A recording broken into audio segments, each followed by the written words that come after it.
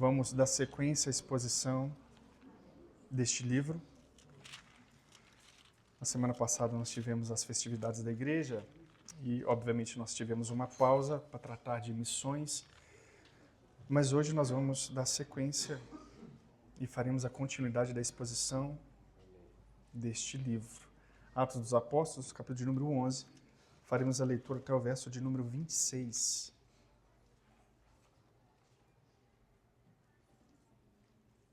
Atos dos Apóstolos, capítulo de número 11, verso de número 1. Acompanhe comigo. Chegou ao conhecimento dos apóstolos e dos irmãos que estavam na Judéia, que também os gentios haviam recebido a palavra de Deus. Quando Pedro subiu a Jerusalém, os que eram da circuncisão o arguíram, dizendo: Entrastes em casa de homens incircuncisos e comestes com eles. Então Pedro passou a fazer-lhes uma exposição por ordem, dizendo: Eu estava na cidade de Jope, orando, e num êxtase tive uma visão em que observei descer um objeto como se fosse um grande lençol, baixado dos céus pelas quatro pontas e vindo até perto de mim. E, fitando para dentro dele os olhos, vi quadrúpedes da terra, feras, répteis e aves do céu. Ouvi também uma voz que me dizia: Levanta-te, Pedro, mata e come. Ao que eu respondi: De modo nenhum, Senhor, porque jamais entrou em minha boca qualquer coisa comum ou imunda. Segunda vez falou a voz do céu: Ao que Deus purificou, não consideres incomum. Isso sucedeu por 3 vezes, e de novo, tudo se recolheu para o céu. Eis que na mesma hora pararam junto da casa em que estávamos 3 homens enviados de Cesareia para se encontrarem comigo.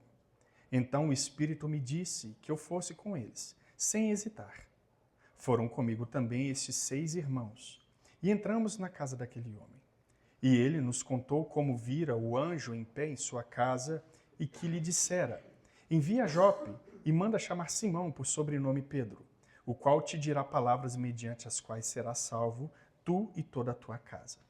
Quando, porém, comecei a falar, caiu o Espírito Santo sobre eles, como também sobre nós no princípio. Então me lembrei da palavra do Senhor, quando disse: João, na verdade, batizou com água, mas vós sereis batizados com o Espírito Santo. Pois se Deus lhes concedeu o mesmo dom que a nós nos outorgou, quando cremos no Senhor Jesus, quem era eu para que pudesse resistir a Deus?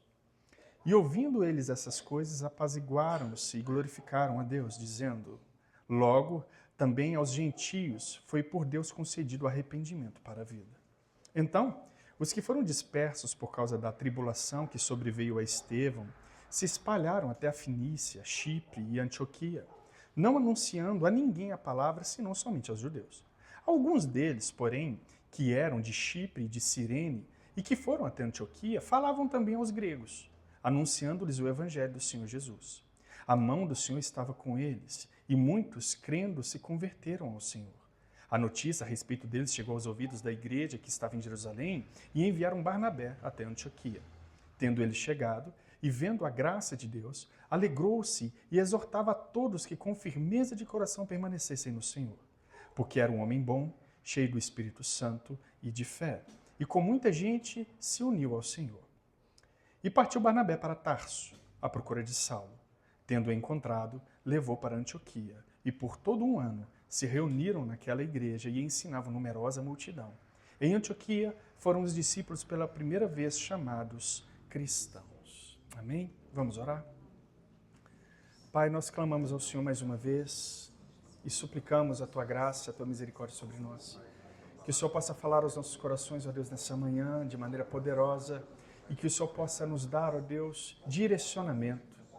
Muitos de nós, ó Deus, veio até aqui para ouvir a Tua voz. E nós temos essa expectativa de que o Senhor fale conosco, responda as nossas dúvidas, direcione os nossos passos, nos diga o que fazer, ó Deus. Para a glória do Teu santo e bondoso nome, nos instrua a viver de maneira santa e agradável ao Senhor. Nos deixe, ó Deus, encontrar o sentido da vida, que é servir ao Senhor, amar ao Senhor, mas que isso não seja só um pensamento intelectual, mas que venha descer ao nosso coração. Converta o nosso coração ao Senhor essa manhã mais uma vez, em nome de Jesus. Amém. Poder se assentar, meus irmãos. Meus irmãos, hoje nós vamos falar da prestação de contas que Pedro tem que fazer para com a igreja de Jerusalém. Nós vamos ver a confirmação da inclusão dos gentios nessa nova fase da igreja. E nós vamos ver o começo da organização didática da igreja em Antioquia. Nós vamos ver basicamente esses 3 pontos hoje. Em caráter de introdução, nós sabemos que o autoritarismo é o grande, ou melhor dizendo, um dos grandes inimigos da transparência. Sim, existem homens com poder que usam de sua autoridade para maquiar os seus atos. Tais homens acreditam que não precisam prestar contas para absolutamente ninguém. Tais homens acreditam que não devem dar satisfações. Na família isso é muito comum acontecer. Homens autoritários, eles não prestam contas para sua família. Algumas mulheres, por causa do feminismo, também se tornam muito autoritárias, e elas também não prestam contas do que fazem. E isso é notório entre as famílias, principalmente quando se fala de economia. Às vezes o homem não dá satisfação do que faz com o dinheiro, afinal de contas o trabalho é dele, ele que ganhou, logo ele faz o que ele quiser.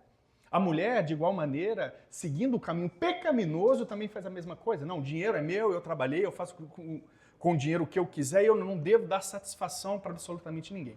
Bom, essa é uma família disfuncional, o autoritarismo ele faz isso. Ele coloca o pecado acima de todas as coisas e a gente acaba se baseando nesses pecados e começa a viver uma vida de engano, uma vida de mentira. A gente começa a mentir e isso, consequentemente, vai levando a gente a praticar outros pecados, como engano, como mentira e, enfim, muitas coisas advêm desse pecado. Mas isso tudo tem uma raiz profunda. O problema disso tudo é o orgulho, é a vaidade, que toma o nosso coração, é a soberba, é o poder. A gente acha que a gente tem direitos. Muitos de nós acham que tem direitos sobre o outro ou sobre as coisas. E esse é um grande problema. O problema do direito é que o direito é inimiga número 1 da graça de Deus. Se você acha que você tem direito, saiba, você não entendeu a graça como deveria entender. Porque você não tem direito nenhum. Porque, afinal de contas, tudo lhe é dado por graça e bondade. Bom, no verso de número 11, nós vemos que, vou fazer uma breve recapitulação, que Pedro, ele já foi falado aqui, se não me engano, por 3 vezes, né? Porque se repete essa história, isso é importante notar. Pedro está em Jope, na casa de um curtidor, e ele recebe essa revelação, um lençol desce, e ele começa a ver ali todo tipo de réptil, impuro e puro. Então o lençol desce, ele começa a observar aquilo, ele não pode comer, porque isso infringia a lei judaica, e ele ouve uma voz do céu que diz, mata e come Pedro, e ele, como um bom judeu, achando que poderia ser algum tipo de teste que Deus está levando ele a fazer, ele diz, não, Senhor, de modo nenhum, eu não posso comer isso aqui não, nunca entrou coisa impura na minha boca. Só que Deus diz para ele, Pedro, não chame de impuro aquilo que Deus purificou, não chame de comum isso que Deus está transformando. Essa visão é importante para Pedro por causa da sequência dos acontecimentos. O que acontece? Pedro é chamado para entrar dentro da casa de um gentio, de alguém impuro.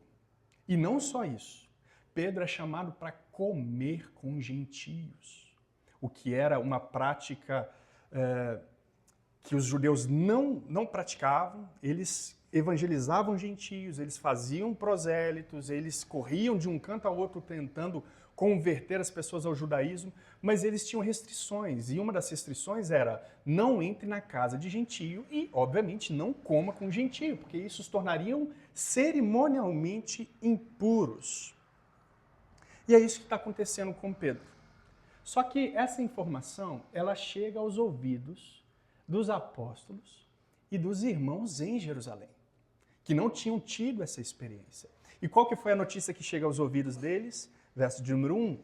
Chegou ao conhecimento dos apóstolos e dos irmãos que estavam na Judéia, que também os gentios haviam recebido a palavra de Deus. Até aí tudo bem, porque era uma prática comum a evangelização, ok? Só que o problema está no verso 2 e 3. Quando Pedro subiu a Jerusalém, os que eram da circuncisão o arguíram, ou seja, o questionaram, dizendo: entrastes em casa de homens incircuncisos e comestes com ele. Meus irmãos, de repente, os cristãos judeus se encontraram em uma nova fase no desenvolvimento da igreja, que é a entrada dos gentios no rol de membros da igreja cristã. As informações elas chegam aos ouvidos dos apóstolos e aos irmãos da Judéia. Portanto, era necessário ouvir o testemunho de Pedro. Eles ouviram a fofoca. Está circulando aí que Pedro está comendo com gentio, irmãos. Está comendo comida impura, está celebrando. Que negócio é esse? Então começa o burbúrio. E se você é um bom fofoqueiro, você sabe que quando se conta um ponto, se aumenta uma vírgula, né? Se você é um bom fofoqueiro, você sabe que nem sempre é daquela maneira. Você tem que fazer algumas ponderações para averiguar o fato. O que acontece aqui? Acontece que os apóstolos e os discípulos, eles sabem muito bem o que é um falso testemunho. Um falso testemunho é uma mentira contada. Então, tudo que não é fato é um falso testemunho. Todo falso testemunho é uma fofoca. Portanto, eles precisam do testemunho verdadeiro. Então, o que eles fazem? Eles esperam a chegada de Pedro. Óbvio. Ele é a persona que experimentou, que vivenciou essas coisas. Então, o testemunho dele era importantíssimo. Mas não só o testemunho dele, nós vamos ver que existem mais 6 judeus que foram com Pedro e confirmam o testemunho dele. Mas era necessário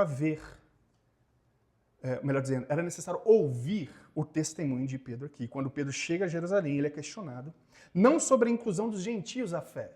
A questão não era essa. A questão era comer com gentios e se hospedar com homens incircunciosos. Pedro se tornaria um homem cerimonialmente impuro se eles ainda estivessem vivendo as velhas práticas da lei. Não sobre a nova aliança de Jesus Cristo. Nós vamos ver isso mais para frente. Mas o que é importante observar aqui logo nesse trecho, meus irmãos? É que Pedro, embora seja o apóstolo, talvez o principal, não por causa de sua capacidade intelectual, não por causa de sua desenvoltura, não por causa de sua homilética, sua maneira de falar, mas por causa de sua posição e a posição na qual Deus o deu. Pedro era um dos principais apóstolos. A figura de Pedro, ela é importantíssima aqui. Agora, mesmo Pedro sendo Pedro o apóstolo, ele precisa prestar contas de absolutamente tudo o que ele faz. Por que eu estou destacando isso, irmãos? Porque existem pastores dominadores. Existem líderes ladrões, existem lobos que não se importam com o rebanho e que usam de sua autoridade para maquiar as suas mentiras, para maquiar os seus pecados. Eles não prestam contas absolutamente de nada. E alguns até usam frases de jargão, gospel, frases de efeito que não são bíblicas para tentar manipular o povo. Existem expressões, o Juno Lucas, ele disse aqui certa vez, e eu já ouvi essa expressão muitas vezes, às vezes o pastor ele é tão autoritário que ele já não trabalha mais. Ele é servido. Ele não serve mais a comunidade. E alguns usam do seguinte jargão: não, ovelha é que gera ovelha. Essa frase, ela é uma frase autoritária e ela pressupõe uma posição de poder. Ou seja, eu não preciso trabalhar como você trabalha. Eu não preciso evangelizar, eu não preciso gerar ovelha. Afinal de contas, eu sou pastor. Pastor gera pastor, ovelha gera ovelha. O João Lucas já disse essa frase aqui. Só que isso é um erro. Todos são chamados a servir. Todos são chamados a gestar. Todos são chamados a criarem filhos para a glória de Deus. Todos são chamados a evangelizar. Olha o que Jesus diz em Mateus 20, 25 ao 28. Então Jesus, chamando-os, disse: sabeis que os governadores dos povos os dominam e que os maiorais exercem autoridade sobre eles. Não é assim entre vós. Pelo contrário, quem quiser tornar-se grande entre vós será o que vos sirva. E quem quiser ser o primeiro entre vós, que seja servo, tal como o Filho do Homem, que não veio para ser servido, mas para servir e dar sua vida em resgate por muitos. O que acontece? Acontece que muitos pastores estão numa posição ainda acima da posição do Cristo, que veio servir e entregar a sua vida em amor por muitos, ou de muitos. A perspectiva cristã de autoridade não se baseia na perspectiva mundana, política, de poder. Não se baseia nisso. Em contrapartida, esse é um lado. Ok? Existem aqueles que abusam do poder. Existem pastores que vivem assim. Mas existe um outro lado também. Existe o lado daqueles que menosprezam qualquer tipo de liderança eclesiástica. Isso também é um outro erro. Hebreus, capítulo número 13, verso número 17, o autor do livro vai dizer: obedecei aos vossos guias e sede submissos para com eles, pois velam por vossa alma, como quem deve prestar contas, para que façam isso com alegria e não gemendo, porque isso não aproveita a vós outros. O que o autor de Hebreus está dizendo? Que a igreja, meu irmão, embora os seus líderes devam prestar contas, isso é sadio para uma comunidade cristã. Em contrapartida, a igreja não é a casa da mãe Joana. Existe liderança que deve ser respeitada. Deus levanta todo tipo de liderança para a administração do governo mundial. Ele que governa todas as coisas, ele levanta rei e derruba rei. Levanta presidente e derruba presidente. E isso em todas as esferas da vida, inclusive lá na sua fábrica, o encarregado foi levantado por Deus para estar lá. Todo tipo de autoridade foi levantado por Deus. Essas autoridades, elas devem ser respeitadas à medida em que há santidade nelas. À medida em que os atos são santos, justos e bons. Isso deve acontecer. O que nós pegamos, o princípio aqui, é que Pedro presta conta. Meus irmãos, eu tenho que prestar conta para vocês. Pedro entrou na casa de um gentio, a igreja chegou para ele e falou: o que você está entrando na casa de gentio, Pedro? A gente não está sabendo dessa revelação nova, não. É errado, isso é contra a lei.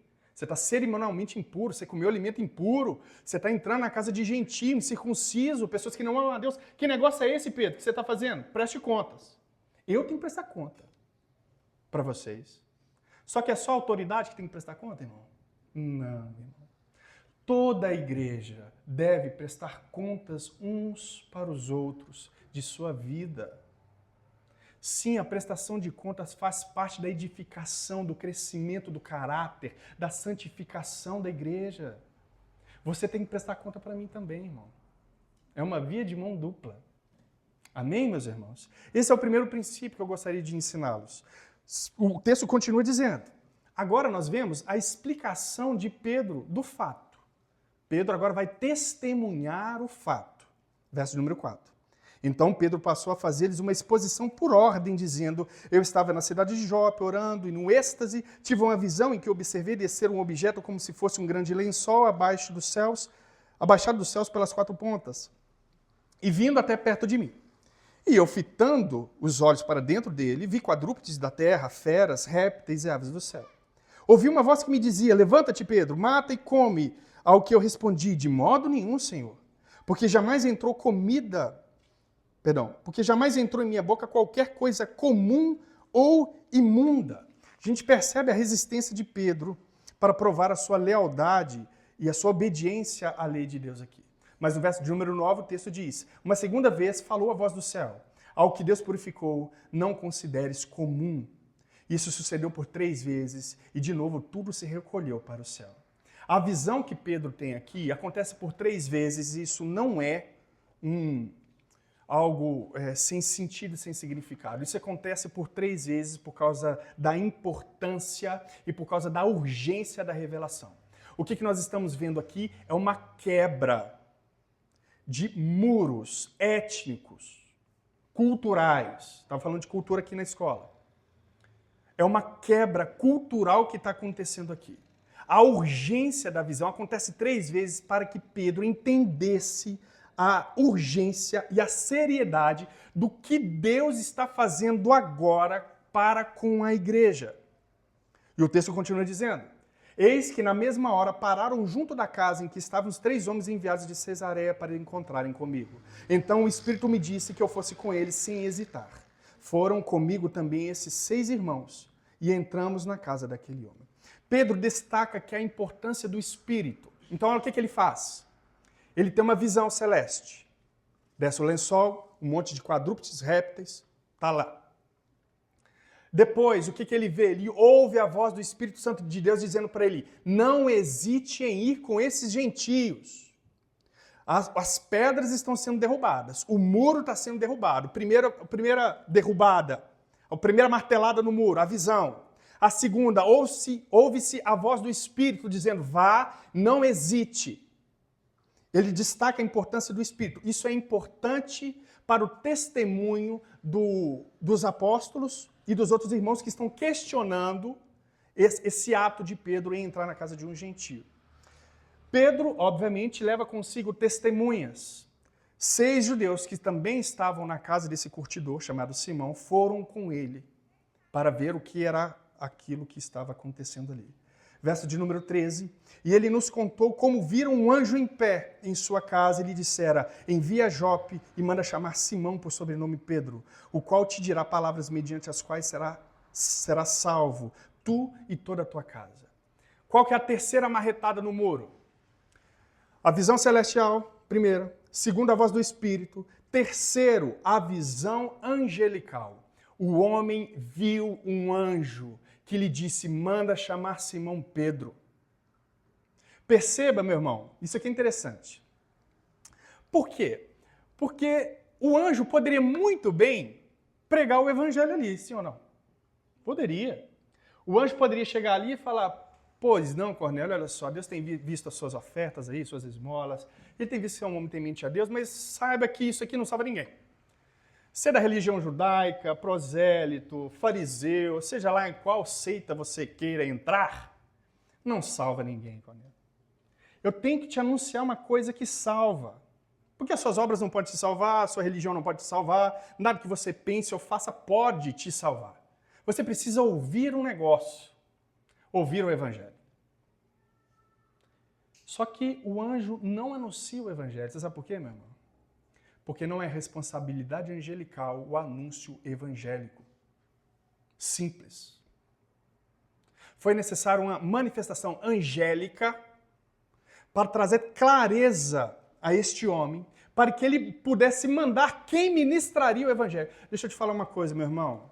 A sua responsabilidade de evangelizar, Deus não vai entregar ele para anjo, não. A responsabilidade que eu tenho, de falar do evangelho de Jesus Cristo para aqueles que não conhecem, continua sendo nossa. Só que Deus, ele é um Deus multiforme, a sua multiforme graça, ele age de diversas e infinitas maneiras. Ele vai colocar um anjo ali, ele vai te dar um sonho a colar, ele vai mover o seu carro, vai quebrar lá na esquina e vai passar um crente dando glória a Deus. Deus vai mover céus e terra, meu irmão, para que você ouça o evangelho. Deus vai fazer isso. É assim como ele fez com esse anjo aqui. Só que a segunda parte do que acontece é também importantíssima. Ele vai dizer: o qual dirá as palavras mediante as quais será salvo tu e toda a tua casa. Meu irmão, só o evangelho pode salvar você. Às vezes você acha que a sua salvação está baseada no valor do seu salário. Às vezes você está triste porque você não ganha o salário que você queria ganhar, que você não tem o emprego que você queria ter, que você não tem a casa dos sonhos na qual você queria construir, que você não faz as viagens na qual você vê os influencers de Instagram fazendo. Aí você se baseia toda a sua experiência de vida, toda a sua felicidade e a resume neste ponto. Você vive uma vida infeliz, infrutífera, não dá glória a Deus, não louva a Deus, nada está bom, a vida se torna uma desgraça, sem graça de Deus. Só que deixa eu te dizer uma verdade, meu irmão. Você só será feliz e contente quando você crer no evangelho. Tudo que nós vemos por aí, tudo que a sociedade demonstra com características de felicidade, é tudo fantasia e mentira. É o mundo do Walt Disney. O mundo que não tem noite. Isso é uma falácia do diabo. A verdadeira felicidade só se encontra em Jesus Cristo, no contentamento dele. Jesus Cristo te basta, meu irmão. Você não precisa de dinheiro para ser feliz, não. Não precisa. Você precisa de Jesus Cristo, aquele que cuida. Ele diz, olha as aves dos céus, não semeiam, não trabalham, nem colhem, e Deus as dá de comer. Veja os lírios do campo, não trabalham também, e elas se vestiram e se vestem melhor do que Salomão com toda a sua riqueza. Nós não precisamos disso. O que nós precisamos? Crer no Evangelho. É isso que nós precisamos. Verso de número 15. Quando, porém, comecei a falar, caiu o Espírito Santo sobre eles, como também sobre nós no princípio. Então me lembrei da palavra do Senhor quando disse, João, na verdade, batizou com água, mas vós sereis batizados com o Espírito Santo. Olha só que interessante. Nesse texto, nesse trecho, Pedro ele se lembra das palavras de Jesus Cristo. Nós só podemos nos lembrar das palavras de Jesus por causa da ação e do ministério do Espírito Santo de Deus. E ele vos fará lembrar de todas as coisas que vos tenho ensinado. Portanto, o que Pedro está trazendo à luz aqui aos outros apóstolos e aos irmãos da circuncisão, da igreja de Jerusalém? Deus me fez lembrar das palavras de Jesus. E o que essas palavras dizem? Na verdade, João batizou com água, mas vós sereis batizados com o Espírito Santo. Agora, olha a interpretação, irmãos, de Pedro. Quando essas palavras foram ditas, a interpretação cabal, temporária, era uma referência aos próprios judeus. A palavra está sendo direcionada para eles. E vocês serão batizados com o Espírito Santo. O que está na cabeça de Pedro? Nós, judeus, seremos cheios do Espírito Santo. Só que a interpretação que Pedro agora começa a fazer deste fato é de que o vós não diz respeito a um povo judeu apenas. O vós diz respeito a todos aqueles que o Senhor, o nosso Deus, chamar. Inclusive gentios, inclusive homens e mulheres de outras culturas, de outros povos, de outras nações. O vós aqui diz respeito a mim e a você. E ele vos batizará com o Espírito Santo. É o que Pedro se lembrou. Irmãos, contextualizando aqui, e essa contextualização é interessante, e eu fico impressionado ao ver como que o Espírito, ele traz os estudos bíblicos aqui na Escola de Teologia e Vida Cristã, e em conformidade com a pregação de 10 horas, né? Por quê? Porque existem aqueles, meus irmãos, que desprezam outros tipos de homens. Nós chamamos isso de racismo culturalmente, né? Existem homens que desprezam a cor da pele do outro homem. Existem homens que desprezam a economia. Se a pessoa não ganha bem, se a pessoa é pobre, ela não se relaciona, ela tem certo tipo de restrição. Existe esse tipo de pessoa, existe o antissemitismo. O que é o antissemitismo? É o ódio contra os judeus por serem simplesmente judeus. Só que aqui nós vemos a inclusão de gentios na igreja. Deus está quebrando uma barreira étnica, como eu já disse, uma barreira cultural aqui. Nós não podemos ter esse tipo de resistência para com outros tipos de pessoa. Não podemos ter. Em contrapartida, existem aqueles que idolatram os judeus. Ah, com esses eu pego no pé. Existem pessoas, existem cristãos que vão pegar um judeu de sangue e vão idolatrar ele. Esse tipo de pessoa costuma achar que os judeus, por serem judeus, são mais ricos, são mais inteligentes, são mais abençoados, são mais isso e aquilo. Irmãos, isso é tolice. Tolice. Outros usam desses meios para ganhar um certo tipo de status, de poder. Outros fazem orações em hebraico, em aramaico, porque acham que Deus ouve de uma maneira mais especial as orações que são faladas desse tipo de língua. Ah, meu irmão, que terrível, que tolice, que bobeira. E eu quero falar para vocês por que isso é uma bobeira. Chegou um certo grupo de pessoas, mestres, para João Batista, e João Batista está mandando batizar todo mundo, chamando todo mundo de raça de víboras, e esse povo começa a ficar orgulhoso e fala: por que vocês estão nos chamando dessa forma? Por que você quer que a gente batize? Olha só, nós somos filhos de Abraão. Aí João Batista vai dizer: por que vocês estão aí se orgulhando, dizendo que vocês são filhos de Abraão? Isso quer dizer nada. Deus pode suscitar filhos a Abraão dessas pedras aqui. Ó. Deus pode fazer brotar um monte de gente de pedra. Vocês acham que vocês são alguma coisa por ter um tipo sanguíneo? Por serem filhos de Abraão? Vocês acham que vocês não precisam de arrependimento? Vocês acham que vocês não precisam de salvação? Olha o que Paulo vai dizer aos Gálatas, capítulo número 3, verso 27 e 28. Porque todos quantos fostes batizados em Cristo Jesus vos revestistes, dissertes, não pode haver judeu nem grego, nem escravo nem liberto, nem homem nem mulher, porque todos vós são um em Cristo Jesus. Você sabe o que Deus está fazendo aqui com a igreja, meu irmão? Ele está excluindo todo tipo de separação, seja ela étnica, seja ela cultural, todos agora se tornam um. Eu quero te dizer que o judeu, tanto quanto precisa de Jesus para ser salvo, quanto você precisa.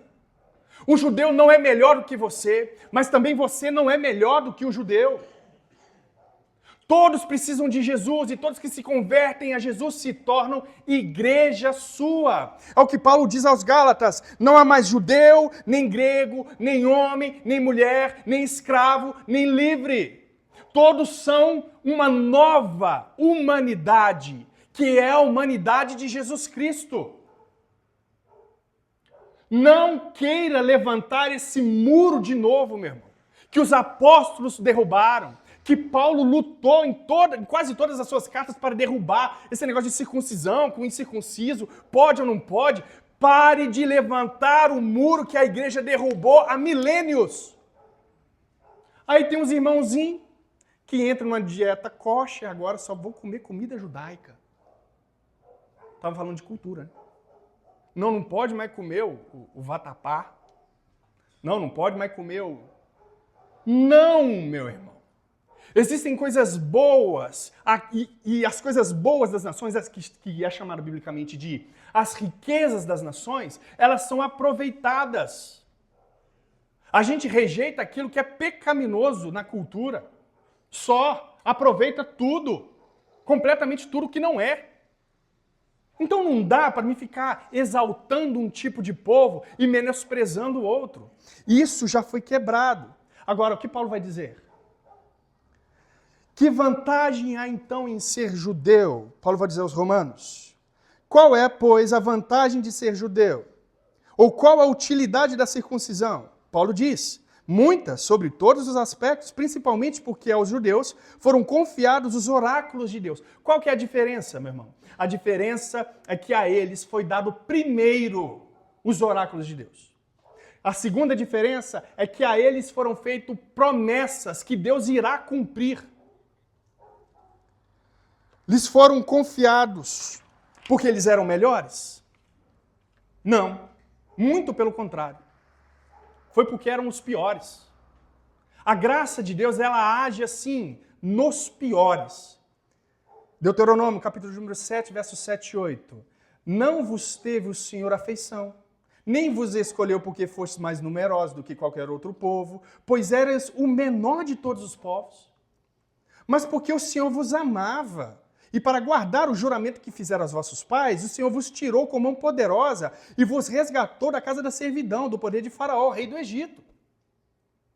Deus tem promessas, não porque o povo é bom, não porque ele é bonito, não porque ele é inteligente, não porque ele é sagaz, não porque ele é eficaz, não porque ele é forte, muito pelo contrário.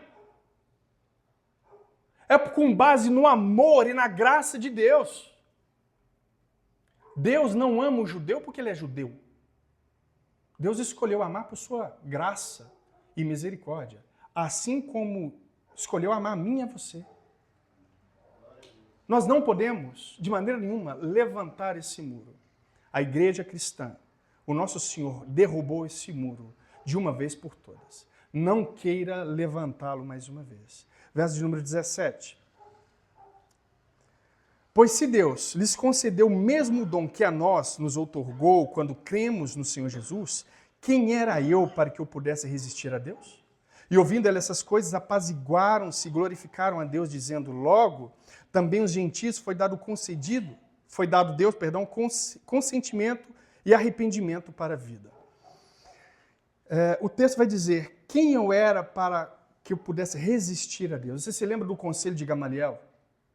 Quando estava naquele tumulto, estavam querendo matar os apóstolos, aí Gamaliel se levanta e diz assim, olha, mas se essa obra for de Deus, vocês não poderão destruí-los, para que não sejais porventura achados lutando contra Deus. E eles concordaram com Gamaliel. Aqui é a mesma coisa. O argumento é muito semelhante. Pedro está dizendo, se Deus está agindo dessa forma, quem sou eu para impedir, irmão? Você acha que você pode impedir o agir de Deus? As Escrituras vão dizer, agindo Deus, quem impedirá? Quem poderá parar a sua mão de agir? Aí Deus levanta, dá uma visão para Pedro. Você acha que você pode impedir uma visão de Deus? Aí o Espírito fala ao Pedro. Você acha que você pode impedir o Espírito Santo de falar com você? Aí um anjo desce e fala com Cornélio. Você acha que você pode impedir o anjo de descer? Não pode. É Deus que está agindo e guiando toda essa história. Deus vai guiando a história e colocando os seus agentes para realizar essa grande obra da redenção. Ao ouvirem isso, os apóstolos e os irmãos circuncidados apaziguaram o coração. Realmente o testemunho é verdadeiro. E eles começaram a glorificar a Deus.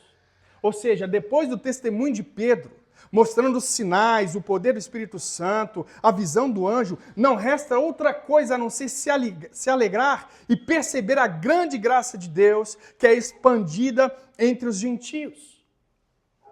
E nós devemos nos alegrar com isso também. Quando a gente fala de salvação, meu irmão, há um problema muito grande no nosso ego, porque, conforme a gente já tem falado isso diversas vezes aqui, a gente nunca quer que Deus salve o outro de sua perversidade.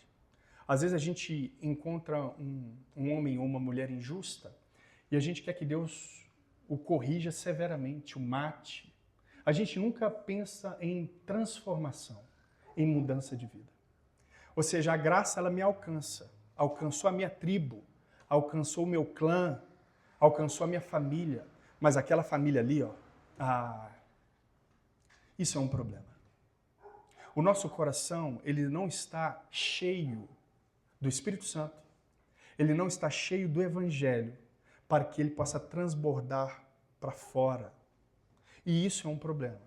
É um problema que nós devemos encarar com seriedade e humildade. Porque se o seu coração é isso, se você ainda pensa assim a respeito do outro, você precisa muito entender a graça que te alcançou. Porque às vezes a graça te alcançou, você só não compreendeu ela como deveria compreender de maneira mais profunda. Mas isso tem que ser transbordante, para que a missão seja efetuada com sucesso. Para que você não tenha empecilhos e travas na hora de falar do amor de Jesus para alguém. Para que você não crie barreiras, conforme Pedro estava criando aqui, que Deus derrubou, para evangelizar. Você precisa, e eu preciso, nós precisamos mais do Senhor nesse sentido. Verso 19. Então os que foram dispersos por causa da tribulação que sobreveio a Estevão, se espalharam até a Fenícia, Chipre e Antioquia, não anunciando a ninguém a palavra, senão somente aos judeus. Alguns deles, porém, que eram de Chipre e de Cirene e que foram até Antioquia, falavam também aos gregos, anunciando-lhes o evangelho do Senhor Jesus. A mão do Senhor estava com eles e muitos, crendo, se converteram ao Senhor. Aqui nós temos dois grupos de pessoas. Os primeiros que saíram por causa da perseguição que ocorreu com Estevão, esses ainda se mantêm pregando somente aos judeus. Porque, obviamente, eles não sabiam da revelação que Deus estava trazendo, a nova direção que Deus estava dando para a igreja e para o seu crescimento. Só que mesmo assim, mediante a multiforme graça de nosso Senhor, no verso de número 20, o texto vai dizer, alguns deles, porém, que eram de Chipre e Cirene e que foram também a Antioquia, falavam também aos gregos. Ou seja, mesmo sem a compreensão exata dos fatos, Deus está guiando o seu povo. Mesmo sem a compreensão completa da revelação que Deus está trazendo para a igreja, Deus ainda está direcionando o seu povo a fazer a coisa certa, a evangelizar todos os povos, a pregar o evangelho a toda criatura. Aí no verso de número 22, a notícia a respeito deles chegou aos ouvidos da igreja que estava em Jerusalém e enviaram até Barnabé a Antioquia. Tendo ele chegado e vendo a graça de Deus, alegrou-se e exortava a todos que com firmeza de coração permanecessem no Senhor, porque era um homem bom, cheio do Espírito Santo e de fé, e muita gente se uniu a ele. Barnabé, meu irmão, a palavra Barnabé, o nome Barnabé, significa filho da exortação. E ele recebe esse apelido, não é por acaso, porque ele de fato era um homem que exortava os seus irmãos, que aconselhava os seus irmãos, que guiava os seus irmãos, que instruía os seus irmãos. Então, a notícia chega que o evangelho em Antioquia, em Chipre, está crescendo. Então a igreja se alegra, mas manda os seus representantes. E quem é enviado? Barnabé é enviado para esse lugar, Antioquia. Quando ele chega lá, ele vê e se alegra com a multidão de discípulos, com a multidão de pessoas que se converteram a Jesus Cristo, que tiveram as suas vidas completamente transformadas e mudadas. Ele se alegra, mas ele tem uma perspectiva interessante. Ele começa a exortar este povo para que eles permanecessem na fé. Isso é importante. Por quê? Porque a vida cristã, meu querido irmão, é cheia de desafios. Você, outrora, vivia cego pelo diabo e fazia e vivia conforme as vontades e desejos da sua carne. Agora, com o evangelho, não, a perspectiva muda. Antes era uma perspectiva, vamos dizer, passiva. Com o cristianismo, agora, é uma perspectiva ativa. É necessário ter guerra. É necessário ter batalha. Sofrimento vai acontecer. Perseguições irão acontecer. Doenças irão te atormentar.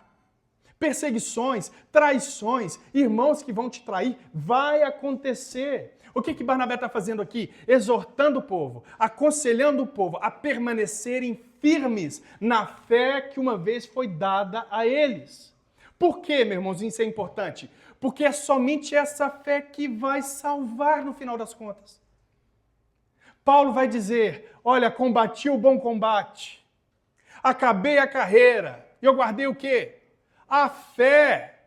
É só a fé que vai fazer com que você permaneça de pé no meio das suas batalhas.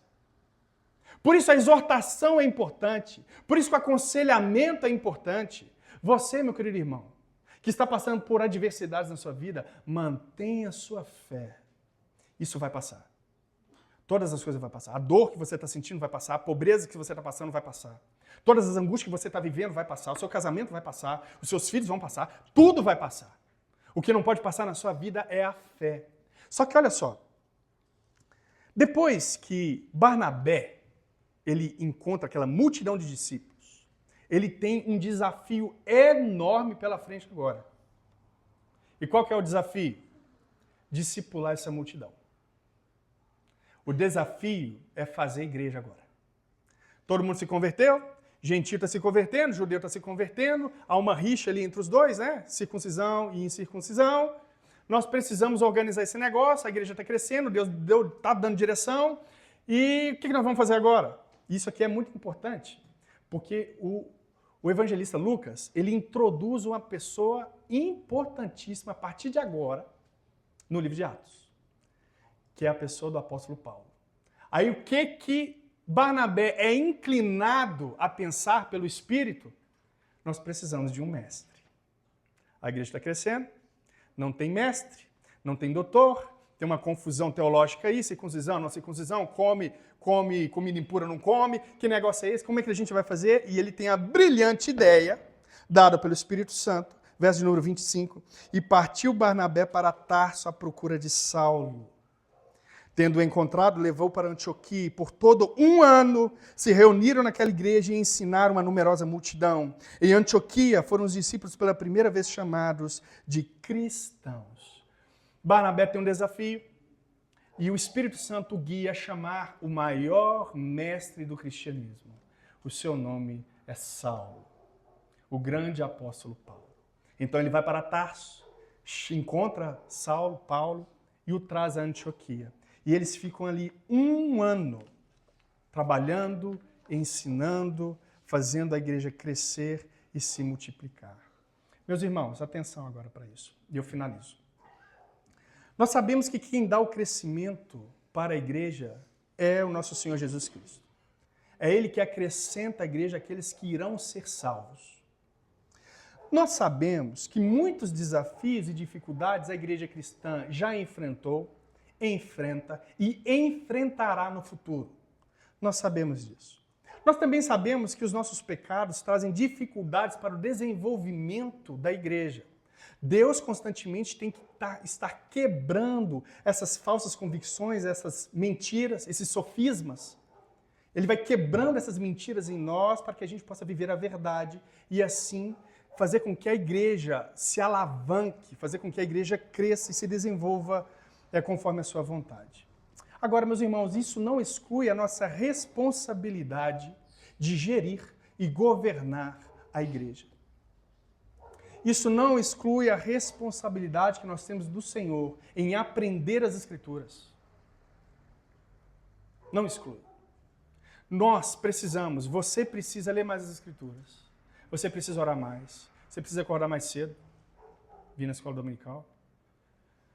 Você precisa, irmão. Isso não é assim, um hábito vazio, não, meu irmão. A gente fala isso aqui constantemente. Existem muitas mentiras que você crê, que você vive e dá errado, você sofre lá na frente porque você não entendeu a verdade do Evangelho, você não aplica a verdade do Evangelho, você não pratica a verdade do Evangelho, que outrora, se você viesse, se você estudasse, se você orasse mais, se você cantasse mais, você passaria pela fase na qual você está sofrendo de uma maneira mais tranquila, sem peso. Tomai sobre vós o meu jugo e aprendei de mim que sou manso e humilde de coração e encontrarei descanso para a vossa alma. A gente quer aprender com o secular, a gente não quer aprender com Jesus. A gente quer aprender com coach, mas não com Jesus. A gente quer aprender com empresário, mas não com Jesus. A gente quer aprender com aquele bem-sucedido, mas não com Jesus. A gente quer aprender um monte de coisas fora do Cristo. Meu irmão, você vai dar com burro nas águas. Meu irmão, seja como esses irmãos de Antioquia, aprendam. É necessário que o mestre ensine. Todavia, entretanto, vou citar um último texto em que Jesus diz, Efésios, o próprio Paulo diz, que mesmo a igreja, com todas as suas dificuldades, com todos os seus pecados, ela ainda é governada pelo nosso Deus. Com todas as minhas imperfeições pastorais, a minha falta de conhecimento teológico, com todos os meus pecados e dificuldades, com todos os seus pecados e dificuldades, Deus, Ele ainda governa a sua igreja e Ele ainda continua a edificar a sua igreja. Ele ainda continua lavando-a e ela será apresentada ao Cordeiro santa, limpa, sem mancha e sem ruga. Olha o que Paulo diz aos Efésios, capítulo número 4, verso 11 ao 16. E Ele mesmo, ou seja, Deus, concedeu uns para apóstolos, outros para profetas, outros para evangelistas e outros para pastores e mestres, com vistas ao aperfeiçoamento dos santos para o desempenho do seu serviço, para a edificação do corpo de Cristo, até que todos cheguemos à unidade da fé e do pleno conhecimento do Filho de Deus, à perfeita varonilidade, à medida da estatura da plenitude de Cristo, para que não sejamos como meninos, agitados de um lado para o outro e levados ao redor por todo vento de doutrina, pela artimanha dos homens, pela astúcia com que induzem ao erro. Mas, segundo a verdade e em amor, cresçamos em tudo naquele que é o cabeça, Cristo, de quem todo o corpo, bem ajustado, consolidado pelo auxílio de toda junta, segundo a justa cooperação de cada parte, efetua o seu próprio aumento para a edificação de si mesmo e amor próprio. O que Paulo está dizendo aqui?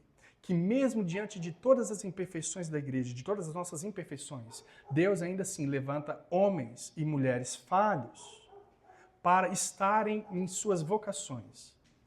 Pastores, apóstolos, profetas, mestres, pastores, evangelistas. Existe uma ordem.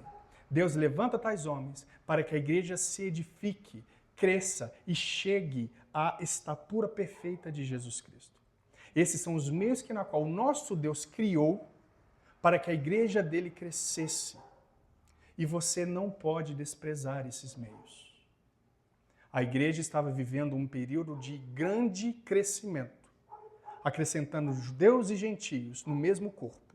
Não há mais judeu, não há mais gentio, grego. Não há mais homem, não há mais mulher. Não há mais escravo, não há mais livre. Todos somos um em Cristo Jesus agora. Que nós possamos continuar assim. Porque o nosso Deus, ele continua sendo o Senhor da igreja. E ele reinará sobre ela para todo sempre. Amém? Fiquemos de pé.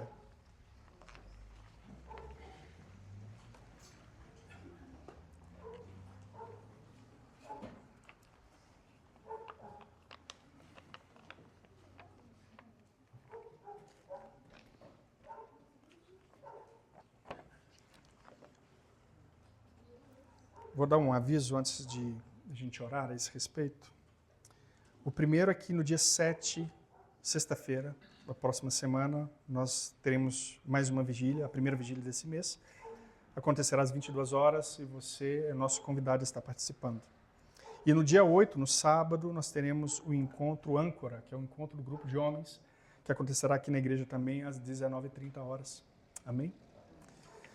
Vamos orar a esse respeito. Pai, nós clamamos ao Senhor, ó Deus, para que o Senhor possa mudar o nosso coração. Nós não queremos, ó Deus, nos tornar orgulhosos a ponto de não prestar contas daquilo que nós vivemos para os nossos irmãos, mas que o Senhor possa imputar em nós a Tua santidade, que o Senhor possa, Deus, se revelar a nós em nome de Jesus Cristo, para que possamos ser, ó Deus, mais semelhantes ao Senhor. Que todo orgulho, autoritarismo, vaidade venha cair por terra, principalmente nesta igreja, Deus. Ajuda-nos, Deus, para a glória do Senhor, porque Tu és o único que tem autoridade máxima, porque a igreja é Tua. O Teu sangue que foi derramado, foi o Senhor que comprou essa igreja. Livra-nos, ó Deus, do autoritarismo, ó Deus, em todas as esferas dessa igreja, em todos os ministérios, mas que possamos servir uns aos outros em amor. Nos ajude, ó Deus, a honrar essa liderança, a dar a ela, ó Deus, a devida autoridade, respeito e amor para a glória do Teu santo e bondoso nome. Conduza o nosso coração a esse respeito, em nome de Jesus Cristo. E que o Senhor, meu Pai querido, possa guiar o nosso coração a crer que a salvação compete somente ao Senhor. Que é o Evangelho que de fato nos liberta, nos cura, nos salva, transforma nossas vidas, nos faz ter um olhar mais leve para a realidade. Tira de nós o peso da religião, Senhor. Tira de nós o peso do autoritarismo. Tire de nós, ó Deus, os traumas que nós sofremos com liderança abusiva, seja ela familiar, seja no trabalho, seja eclesiástica, seja até no governo, ó Deus. Tem misericórdia de nós e nos livra desse peso, mas que o Senhor possa colocar sobre nós o Teu peso. Que nós possamos aprender, ó Deus, humildemente da parte do Senhor para a glória do Teu nome. Nos ajude, ó Deus, a conduzir essa comunidade para a honra e glória do Senhor. Que o Senhor possa continuar, ó Deus, a levantar homens e mulheres, ó Deus, vocacionados para estarem ensinando, admoestando, edificando, pastoreando, cuidando, guiando, aconselhando, em nome de Jesus, ó Deus, para a glória do Senhor. Ajuda-nos, porque nós precisamos muito do Senhor. Não nos ajude, ó Deus, nos ajude a ser fiéis ao Senhor. Não nos deixe, ó Deus, ser uma igreja que é pedra de tropeço para muitos irmãos. Pelo contrário, nos faça ser, ó Deus, eficazes na obra que o Senhor tem nos chamado, nos dando mais do Teu Espírito, nos fazendo conhecer mais a Teu respeito, para a glória do Senhor, em nome de Jesus. Amém. Levante suas mãos. Que a graça de nosso Senhor Jesus Cristo, que o amor de Deus, o nosso Pai, e a comunhão com o Espírito Santo estejam com todos nós, em nome de Jesus.